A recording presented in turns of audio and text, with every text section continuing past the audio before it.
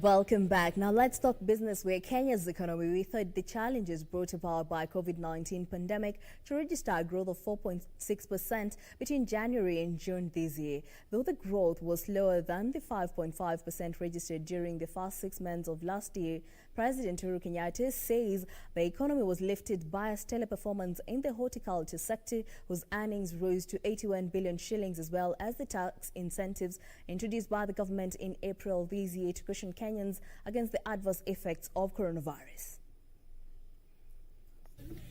The confirmation of the first COVID-19 case in the country in March saw the government institute various measures aimed at containing the spread of the deadly respiratory disease. Observers projected that the move would hold back 2020 economic growth, which was projected at 6.2% by the National Treasury and has since been slashed to just 2.5% in the year. During the period, Kenya's economy has been dragged down, growing by just 4.6% compared to 5.5% recorded last year as inflation rate eased. The current economic indicators, without doubt, are lower, but definitely far better than we ever anticipated. We look at our inflation numbers. They are lower today, standing at 4.4% compared to 6.3% during the same period last year. According to the president, the tax cuts announced in March this year put 47.8 billion shillings in the pockets of Kenyans, including 14 billion shillings VAT refunds directed in the same month. We have, in addition, ensured that tens of thousands of Kenyans in need